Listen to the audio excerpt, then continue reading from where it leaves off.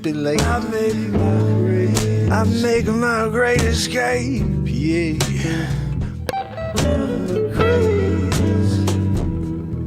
So tonight we got some real estate stories for you. Some horror stories. I was having a conversation with one of my good friends.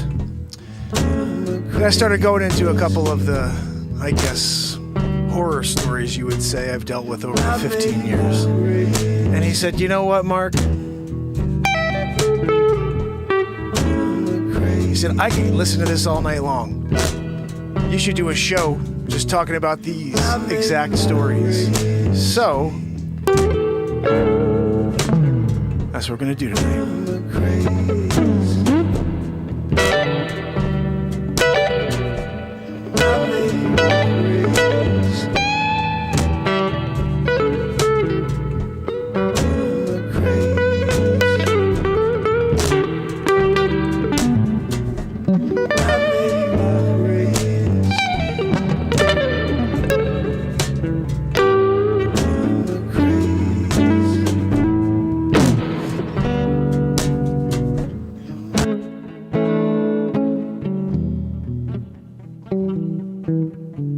I make my great escape.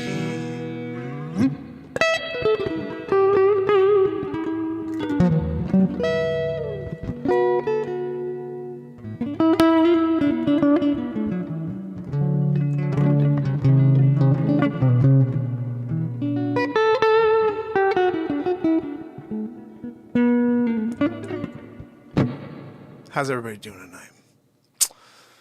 So, typically we would start with this song, which is something to live for, which I'm going to throw in lightly in the background. Hope you guys are enjoying the start to this show. It's a little different than usual.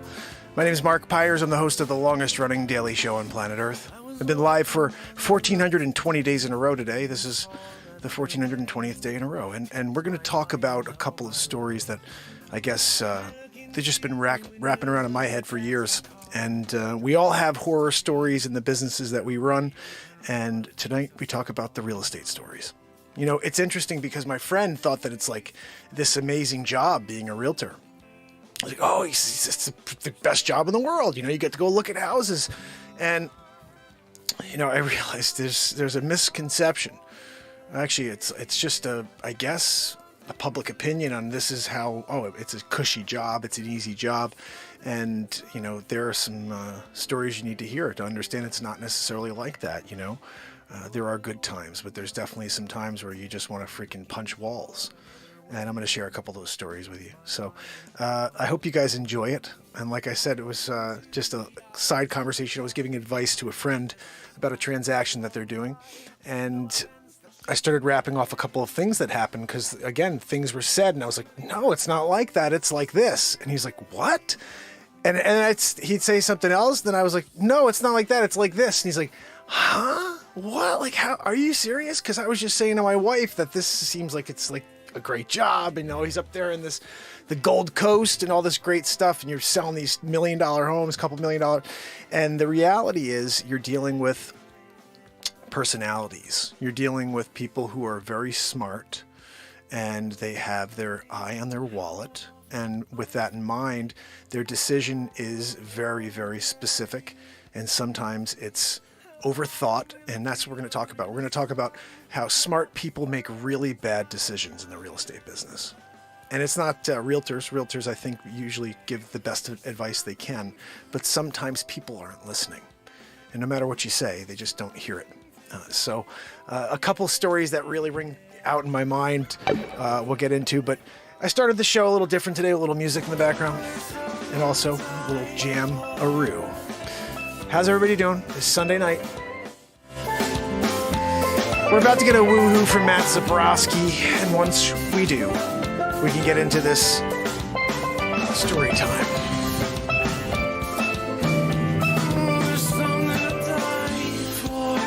Something to live for. I love this song, guys. Something to die for. Oh, won't you give me more?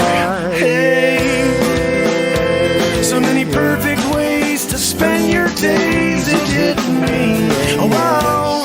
Something to live for. Yeah, yeah, yeah. There's something to die for. Yeah, yeah, yeah. There's something to live for. Yeah, yeah, yeah. Something to die for. Yeah, yeah, yeah. There's something to Matt Zabrowski, it's your turn to step up to the plate and hit a friggin' home run. Woohoo time. Woohoo! Right? You know, sometimes he brings it. Zabrowski brought it tonight. 9.2. Yeah, Grammy worthy. He goes, Grammy worthy? Yeah, of course Grammy worthy, buddy. You know. No, Joanne, your woohoo is absolutely Grammy. If they were doing a Grammy for woohoos, and then also with like the wheeze, like if you had, it was a wheeze, you know, specific category, you'd win every time because you're the biggest wheezer on planet Earth. Anyway, guys, we're doing it. It's Sunday night. I hope you're doing well. And we're going to talk about a couple of stories. So, in general, I just wanted to share how this is basically how most of these things came up. The question that came up is, do you think this seller that I'm trying to buy a house from will be negotiable on their price? Based on these couple of things I know, do you think that they'd be willing to come down on their price to this number? And that's an interesting question because the only response I'd have is that everybody is different. And I've seen some really, really great deals that are on the table and people don't take them because they overthink it and they don't understand that the market is always moving. And so I started to explain that, no, it's really not like that. You can't say, oh yeah, they're definitely going to do that, or no, they're not. You don't know. It's case specific. I said, indeed, the most important question here is, does this property have any unique features? Is there something that would make this homeowner say, yeah, you know what, maybe it does need X, Y, and Z. It may need a new roof. It may need, some updates inside, a paint job, outside, whatever. But we have a pond, we have, a jacuzzi, a pool, whatever. And he's like, yeah, no, it's got like a lake. It's like this beautiful, it just needs a ton of work, but it's got all these amazing features. I said, well, there's your answer. They may put their chest out and say, look, we have something really cool here. We know this is one of one. And yeah, you have to put some work in, but it's one of one. You put the work in, you benefit later. And he goes, it's interesting. That's what, I was told down here that's what I should do. And I was like, or that's, that could happen. That's how they could respond. And I said, that's the only thing, this is a very, very tough thing to question, is how someone's going to respond to your, this is the full story here is this is after an inspection. He does an inspection and finds out it needs a ton of work. Now, most times you have to understand this about inspections. Anything you see visually while you're in that house, you can't bring up afterwards. You can't go after you did a inspection, say, oh, well, you know what, it needs a paint job and the boiler's old, and like stuff that you saw when you walked through the house the first time, you can't bring up afterwards. It gets shot down every time. Because you put your offer in based on what you see. And that's the way everybody needs to look at it. So when things come up like that, oh, well, we think that this, we think this, oh, you need to pay for that. Well, if it's working, don't even bring it up, and don't bring up things you saw while you were walking through before you put your offer in, because that will get shot down. It needs to get shot down. You have to protect your seller. And so when people bring up things, that's the first response from my side is, look, if it's working, I don't care if it's 30 years old. If it's working, it's working. Now, oh, the boiler's 19 years old and it's got a shelf life of 15 years. Is it working? Yes, it's working, but it's 19. Is it working? If it's working, it's working. People don't like the idea that someone wants me, I'll say this as the seller, the idea that somebody wants me to put in a brand new boiler for them to live in my home. I lived in this house perfectly fine, and now you want me to buy a brand new boiler for you to live out the rest of your days here. Like, what? No, you're buying the home. It's got a working boiler.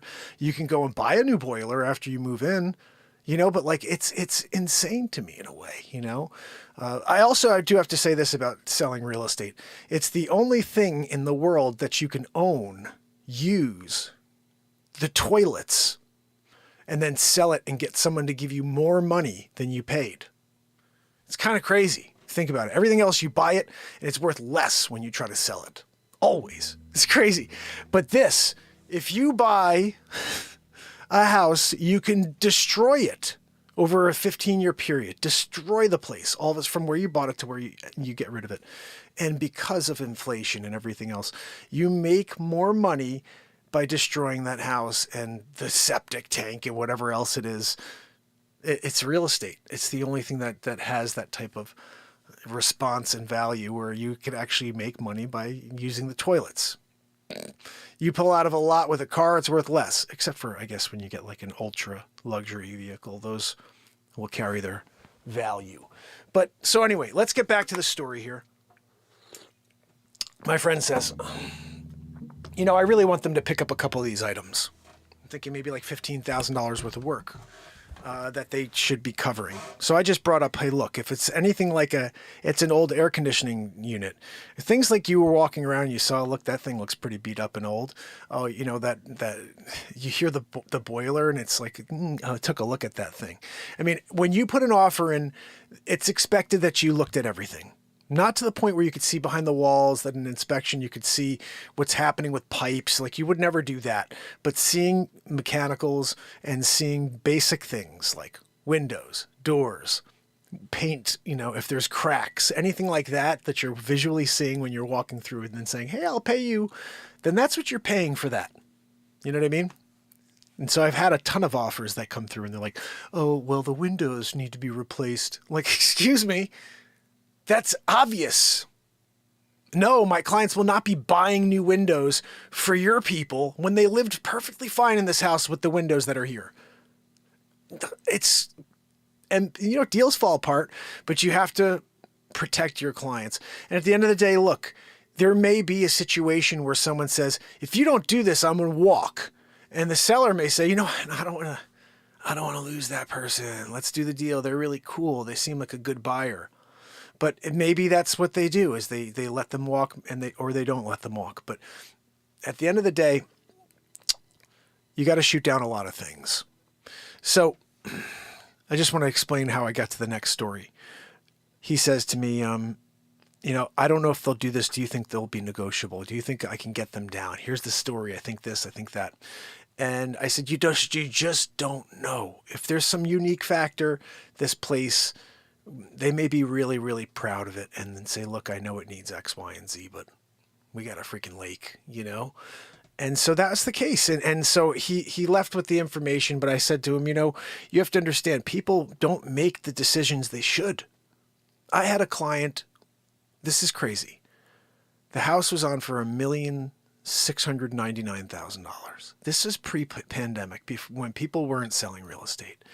And this client would, just for perspective, I was the 7th agent in the door.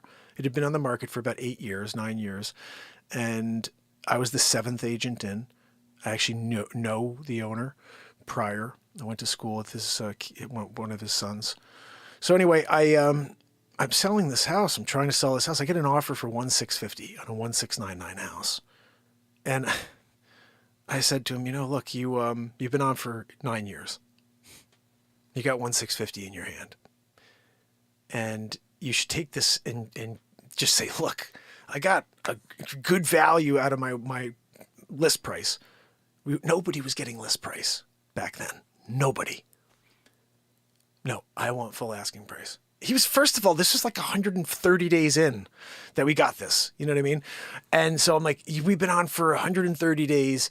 You got a 1,650. And you've been on for 9 years. So he's like, nope, puts the chest out. I have the best property here and the best property in town. And it's the perfect lot. It's perfectly flat. And it's worth $2 million for the piece of land alone. And I'm like, no, it's not. If it was, somebody would have paid you $1,699. But so we have $1,650 in our hands. And he says, no. He says, nope, they've got to come up to $1,699.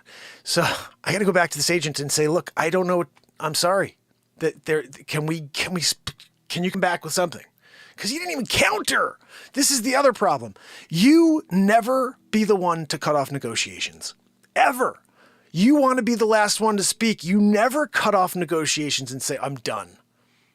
You always throw it back in their court and let them say something. So when he said no, these people went and bought another house. So like a week and a half later, I get a call. Hey, so how's that buyer? Where's that buyer at? That freaking buyer went and bought something because you didn't use your mind. And this is the thing. Super smart guy. This is the thing. People who are very bright make very, very bad real estate decisions. I don't know why. I think I know why. I think most people who are very, very successful are analytical.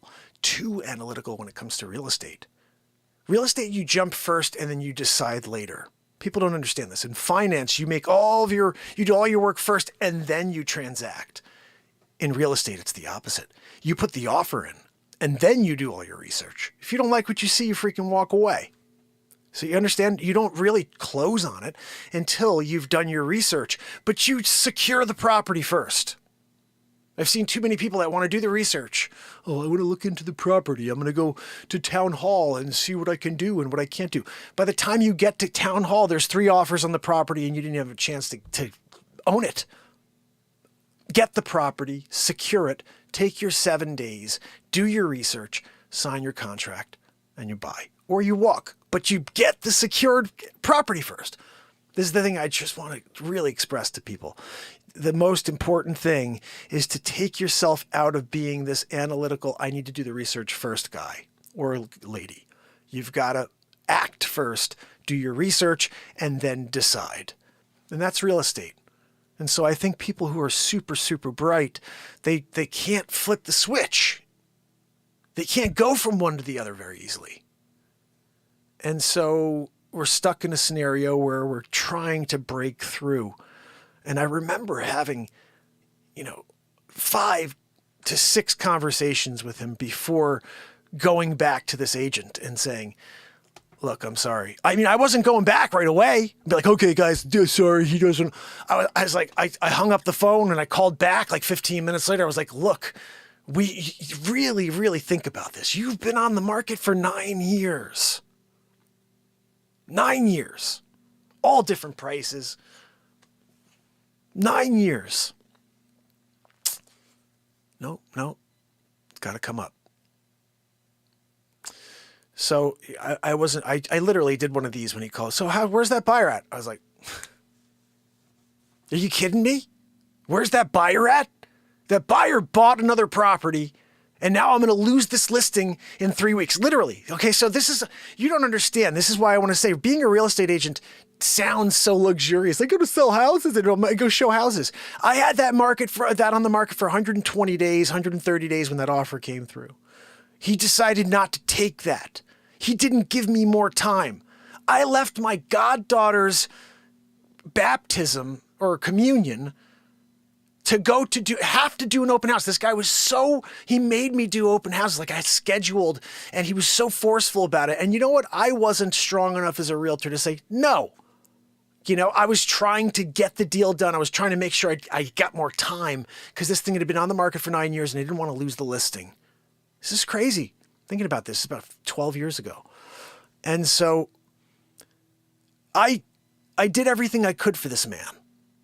Literally. I had open houses so consecutively. I was just trying to, and it was all scheduled. And so it was terrible. The whole thing, I look back on the experience, and that's why I decided I flipped the switch myself at a certain point. I'm like, no, I'm not doing that. I'm not going to do things that are completely ridiculous in order to prove that I'm a professional real estate agent. I wore a suit every day, and I was forced basically because of that, because I was like, I work every day. When I went in there and I pitched properties, I said, look, I work every day. I'm in a suit every day, ready to go every day. So if the phone call comes in, I will be here to show this property, dressed up, to show it, smile, and explain why it's great. You want somebody who's going to be passionate about your product. You don't want someone, hey, just walk around, let me know if you have any questions. Oh, that's a great realtor right there. I want somebody who's explaining the details. I want somebody who's explaining why that's the property. And I think that's why I secure a lot of listings, is because when I get in there, I explain that. What's important is to animate the product. And so basically, I lost that listing. 1,650. He says no. Calls me back a week and a half later and says, hey, so where's that buyer? Are you freaking kidding me? I yelled back. I was like, are you kidding me? I was like, that guy, they bought something. I was like, you can't do that. They have kids. They're trying to move in for school. All these things are going on. You cannot delay and be like, oh, maybe they'll come up. You didn't even respond to their offer. There was no counter. You cannot cut off negotiations and then expect that there's going to be a deal. And so we lost it. I lost the listing. And it's one of those really sour spots in my career, and that's the thing we're talking about those tonight. It's like, that's the reason why this isn't like the greatest business in the world. That type of stuff happens, and people don't use their common sense. Another really, really crazy thing that happened. This is just against how you need to be able to put the time in, be willing to put the time in, and do what's necessary for your clients. I had another client that I worked with for 5.5 years before they bought something. And the only reason why I got to that one is because I told him I'm closing with a client in a week and a half that we worked together for 3.5 years. And he was like, what? 3? I was like, dude, I worked with someone for 5.5 years before. And this is the thing. He's like, why weren't you just like, get it done? Like, buy something already. Why don't you guys buy something already? And I said, no. I said, that's not how I work. I said, I will show everybody a home until they feel like that's the home for them. I said, not to mention, it's 2 people that need to make a decision. You got a husband and a wife making a decision for their family. You can't force that. And yeah, you know what? I'd love to have purchased many of the properties that we went after along the way. But you know what? Cove happened.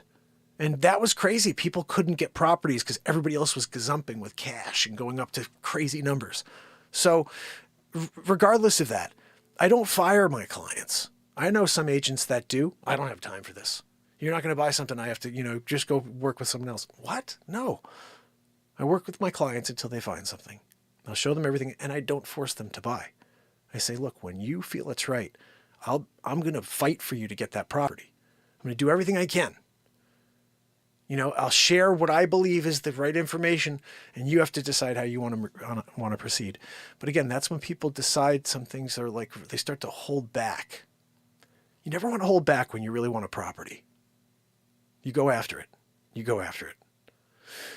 And we all have been in these scenarios if we're realtors with clients who hold back a little bit, like the deal. Let's just, for example, there's a property on for $1.5 million and it's a best and final offer. And your client says, okay, I'll go up to $1,530,000. And, the people say, no, I'm sorry. We went with someone else. And they're like, oh, go back to them and say, we'll do $1,550,000. I'm like, no, you don't understand. When they say best and final, you should have went with $1,550,000 to start, and you may have had the property. And that's the thing is when people hold back instead of just say, I want that property, I'm going to go on to buy that property. And so, you can't force your clients to do that. They have to do what they feel comfortable doing. And sometimes it's only when their hand is pushed by that person saying, no, I'm sorry, your offer's not good enough.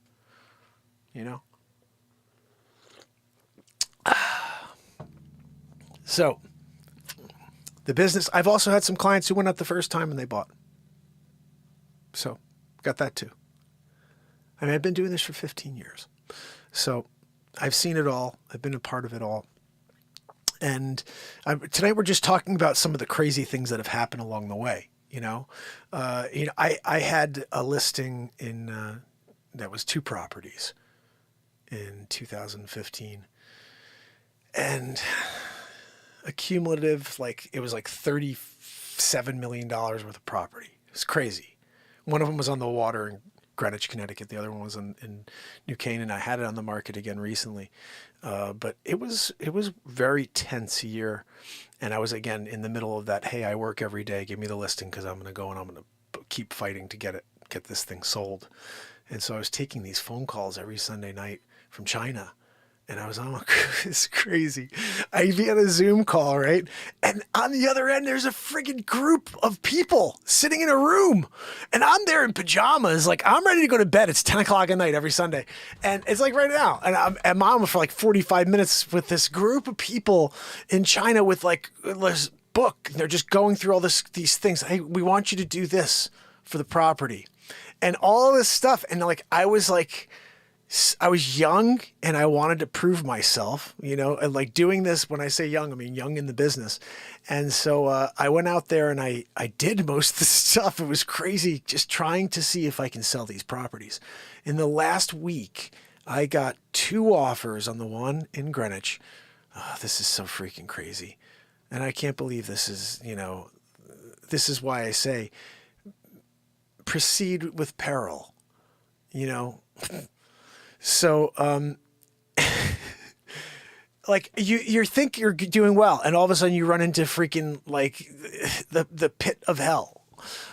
So you're there, and I'm getting this offer on the property, and it's on for $21 million. This thing in Greenwich, and so the guy says, I want to give you, and it's 2 pieces of property there. There's one more in New Canaan, and the guy says, I want to give you $14.5 million on the front piece, which was on, okay, so I'm trying to explain this, but I'm not doing a good job.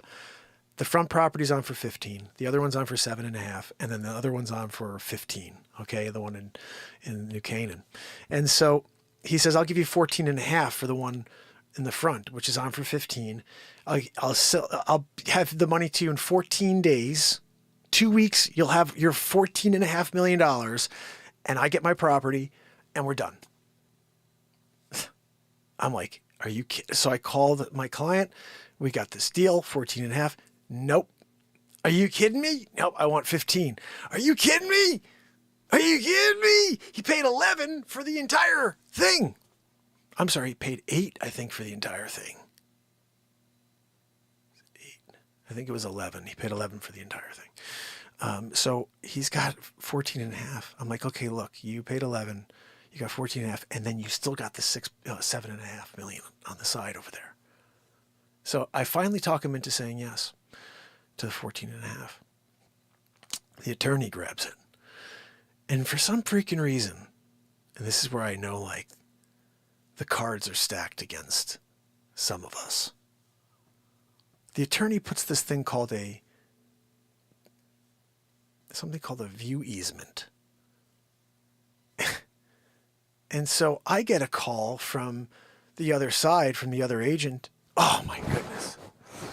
I get a call from the other agent, and he says, look, we're not doing the deal.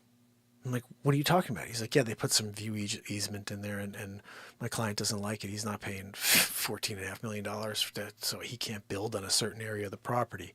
And that's what a view easement is. It says that you can't build on a certain piece of this property because we still have this one over here that we may build on, and we don't want you to affect our view. Because this one had a view to like New York City and everything. It was like crazy.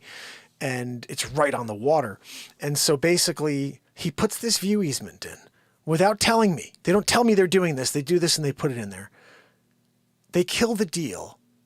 And then I call and I say, excuse me, have you been to the property?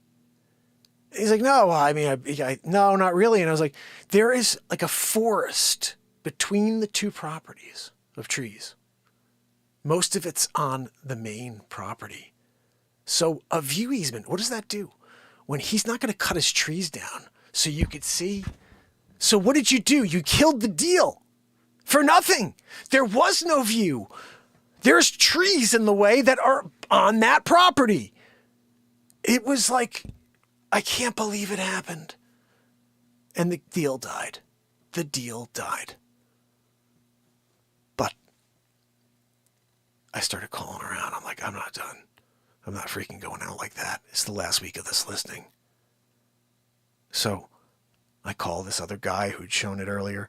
I had offers along the way. Most of them were really low ball offers. One guy was pretty good. He was at like 16. The whole thing was on for like 22 and a half. And he was at 16 and a half, something like that. And I was like, that's not good enough. This guy was like, no, I want 20, at least. I'm not going to go under 20. It's crazy. Paid 11. I want 20. So I call this guy. I'm like, look, I just had a deal. It fell through. Where's your client on it? He's like, my client still loves that. I thought, we just couldn't come together. I said, get your client to really throw an offer at us. Let's get something going. And so he calls, and I got him up to $18.5 million.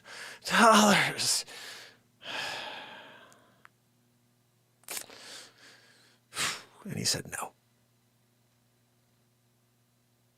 $18.5 million. And then I lost the listing. That's this business. You do the work. You get an offer in someone's hands. And they say, you know what? Let's play agent roulette. Let's just freaking roll let's put another round in there and see what happens. Let's see if it blows this.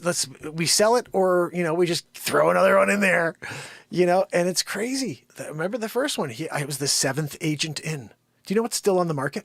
That one I was telling you about where I was the 7th agent in, that one's still on the market. Not even joking. That was 2011. That was 2011. And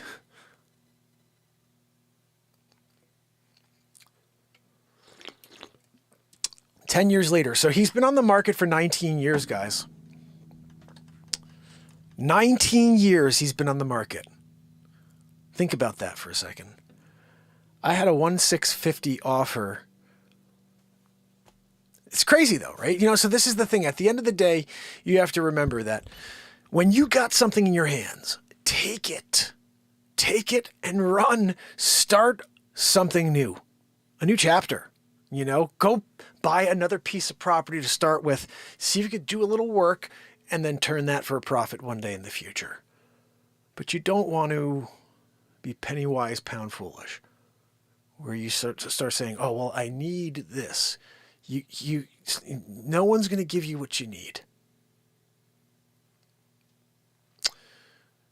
They're going to give you what they think is fair. The same as when you go to the next house.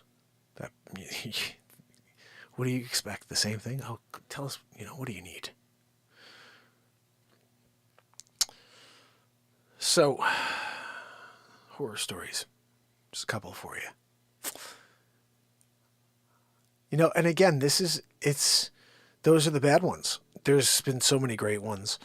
And, there's one more I want to tell you about. Oh my goodness. All right, so I go into this house. It's my first really, really high-end listing. And it's a $5.5 million listing. And I noticed, this is where it all started for me with the drone. I noticed that there was a helicopter shot of the property, and it looked really great. The previous agent had it. And so when I went in for the listing, I sat down and I explained what I would do different. And I said, you know what? He goes, I want to have another drone. I want an aerial shot. He called it an aerial because that's what it was called back then. I want an aerial shot. And I said, okay. I said, well, let me look into that, and maybe I could just buy the images from the previous agent. And so he reminds me again, he goes, that's something I really think we need to have. And I was like, yeah, no worries. So I look into it, and there's a guy who does it for $350. He'll come out, jump out in his helicopter. He takes a telephoto lens. He shoots from 600 feet in the air with a telephoto lens of the freaking roof of your property. And I said to myself, you know what? I think there's, drone technology at this point. Like, I wonder what that costs. And so I looked at that. And guys, by the way, that was crazy expensive when it first started. Crazy, crazy expensive. But I made the investment. I remember my wife was like, what are you doing? I said, don't worry about it. I said, I'm doing something that has never been done. And I said, this is going to be something. So I said, I know it's a lot. I said, but I think I'm going to pay myself back very quickly for this. So right away, I went and I showed my client whose house I just sold. They were about 3 weeks from closing. And I said, you know what, before they close, I'm going to fly my drone, my new drone there, take some images to send them as like hey, thank you for listing the property with me. And so you could remember your home from a different angle. Here's all these really great aerial images from my drone. And so my client comes out while I'm flying it, and he takes a photo of me. And he goes, hey, do you mind if I send this to the newspaper? I was a PR guy. And I was like, yeah, sure, absolutely. So he writes something. I don't know what he wrote, but all of a sudden I got a call from the paper and they want to do a story. I'm like, sure, I'd love to do a story on this thing that no one else has thought of yet as a realtor. And so I'm all of a sudden in the newspaper, and all the agents in town were very upset because all of a sudden there's attention. Nobody likes it when one agent gets attention on them. That's just a reality. And so now I'm in the newspaper, and then that turned into the local news channel 12 calling and saying, hey, we want to do a story on you. And then I was like, wow, okay, that's great. They're filming me flying my drone. This footage is online. You can find it somewhere. And then Channel 8 called and they want to do a story. And then Fox Connecticut called and they did the best story. That one was Jim Altman. Jim Altman did 2 stories with me. I think 2 or 3 actually.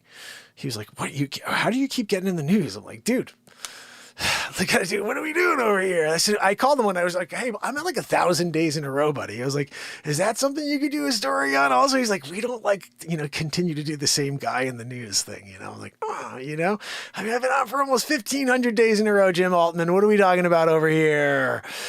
So Jim did the best story though. He's so good. He's won like 7 or 8 Emmys.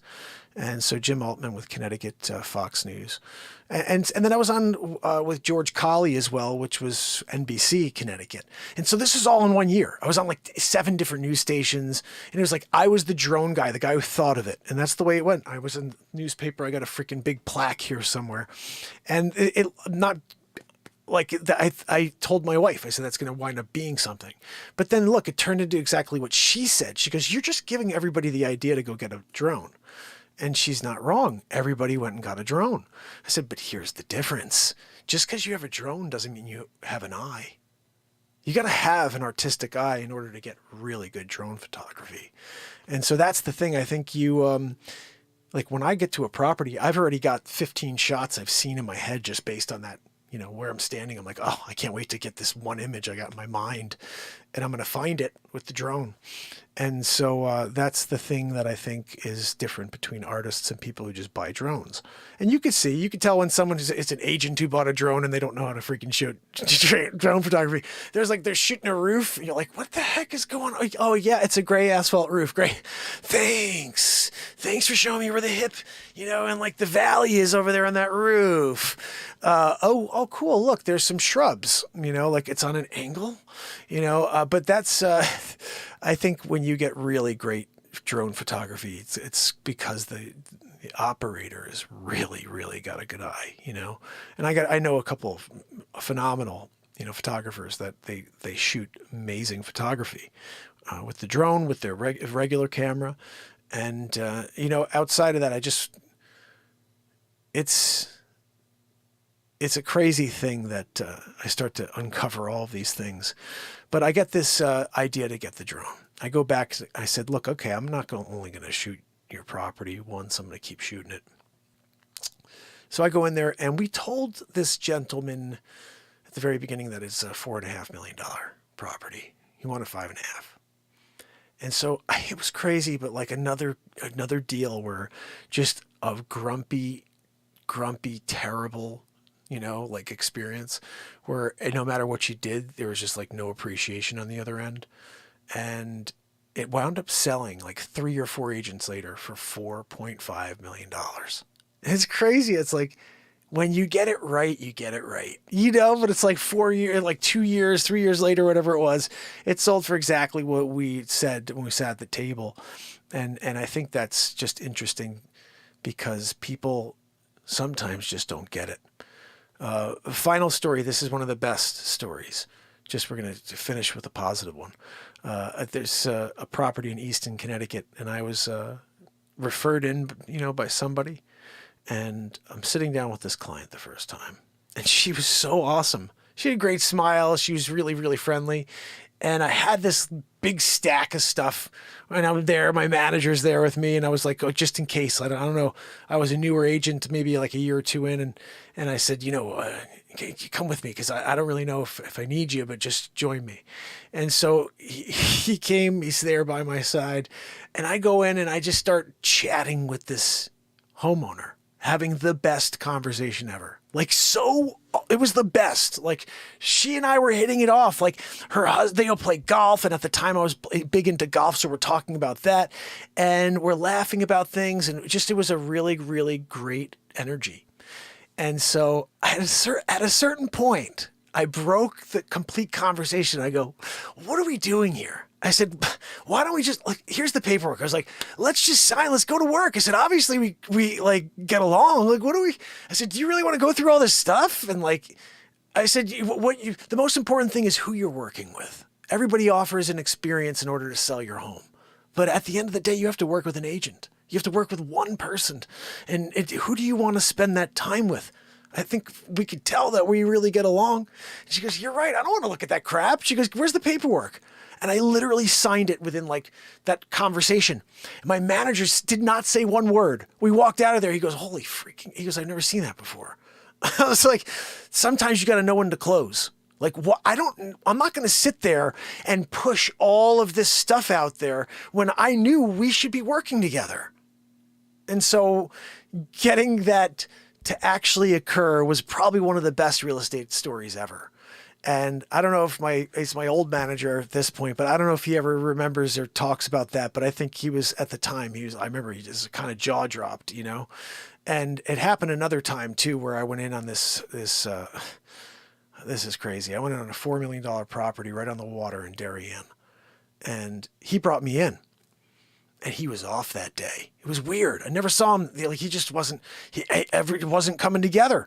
And he wasn't able to get out what he usually does. And I'm sitting there and I'm like, he's usually knocking out all the data and everything. He just wasn't, he was looking down at and I go, and all of a sudden I just stepped in and I go, and whatever it is, I just took off and I went full force.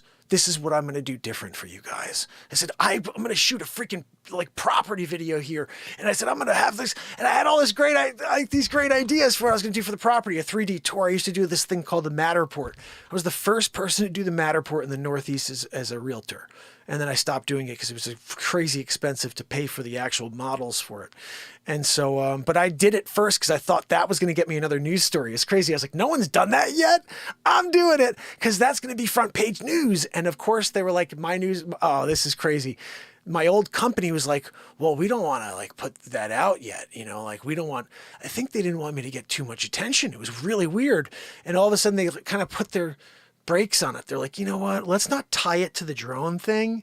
I'm like, are you kidding me? Drone guy comes out with 3D tours? Like, that's the freaking headline. And they're like, no, we can't.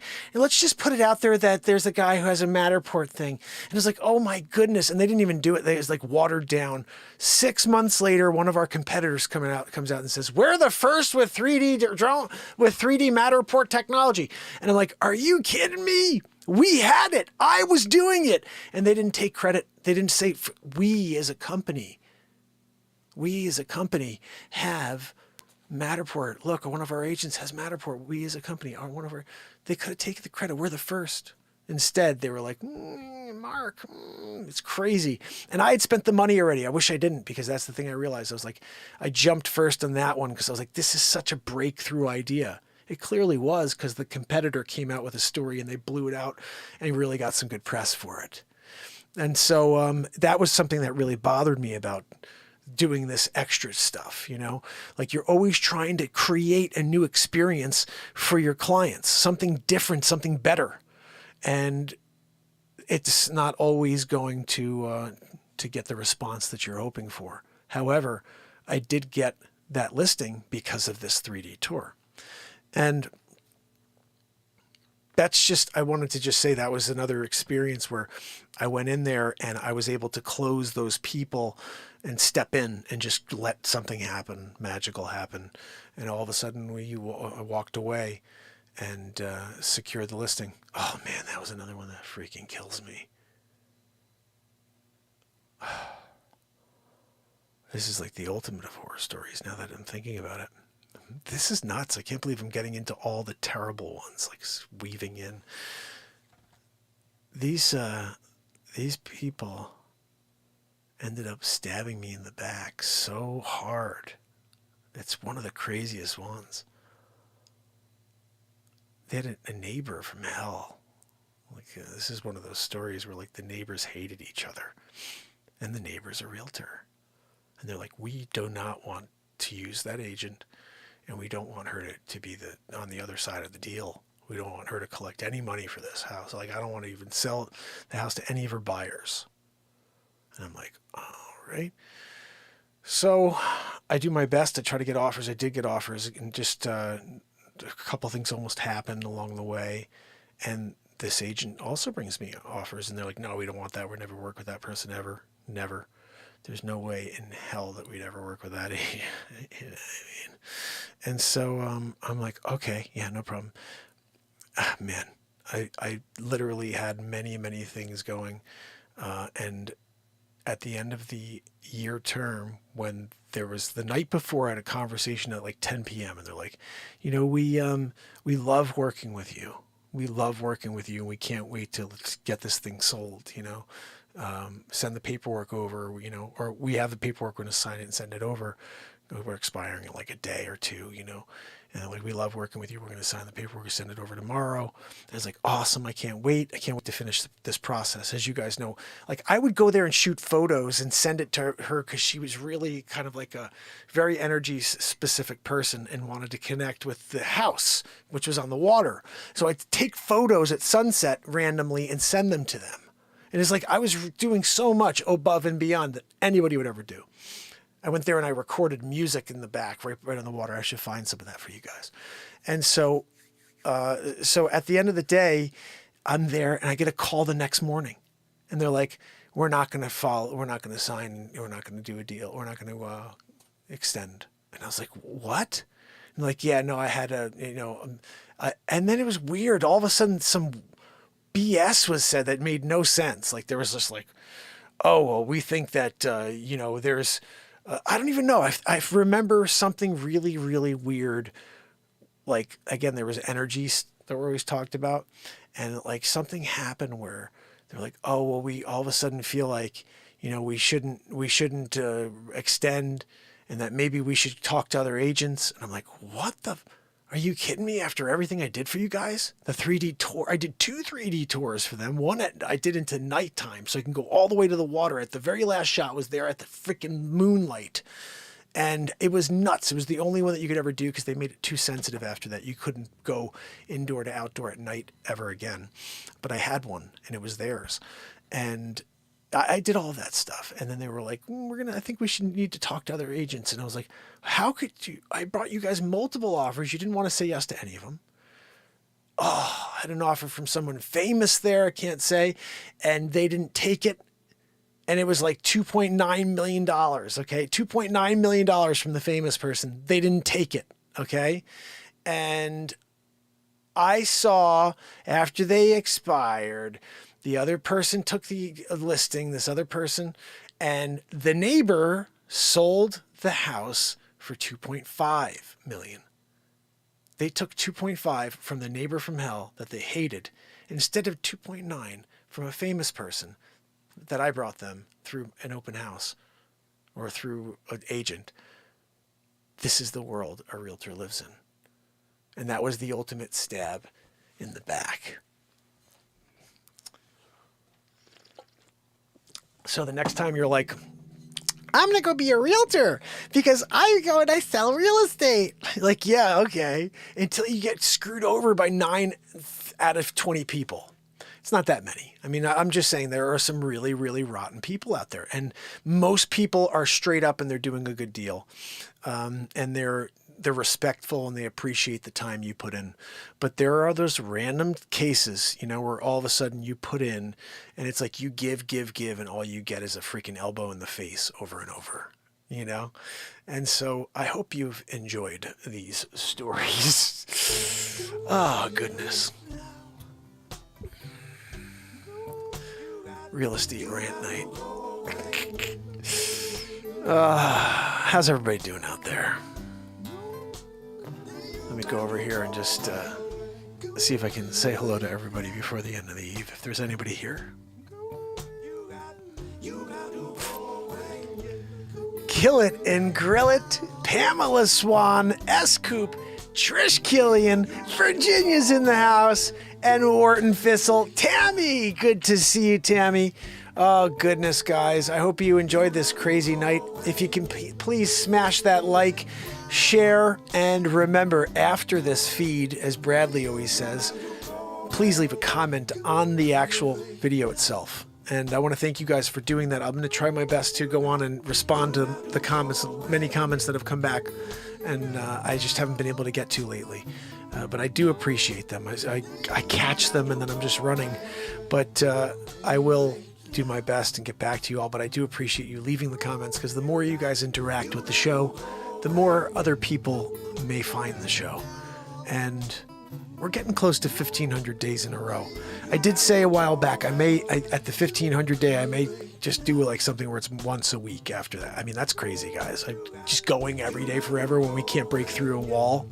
That's nuts. We may have to try it at some point, at 1,500, where we see how it goes when there's a brief time of a week or whatever in between shows, and see if there's something where all of a sudden we see a couple hundred people with us each night. It kills me. Last night, we wrote one of the craziest guitar songs ever, and 40 people saw it. I think it was 44 people.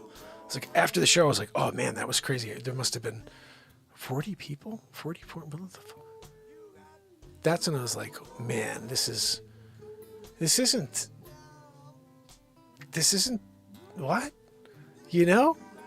That song was nuts. I got to edit that song down, man. Woo. Wharton, you rock.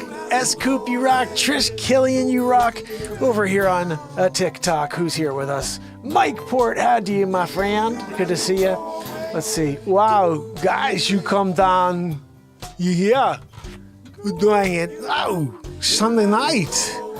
Oh, Christopher Walken, you talk the talk. Oh, goodness. So, until tomorrow, fam and friends, make sure you keep your heads up. And we all have our horror stories. Maybe we should have a night where we talk about yours. Oh, goodness. I have to send that to my buddy.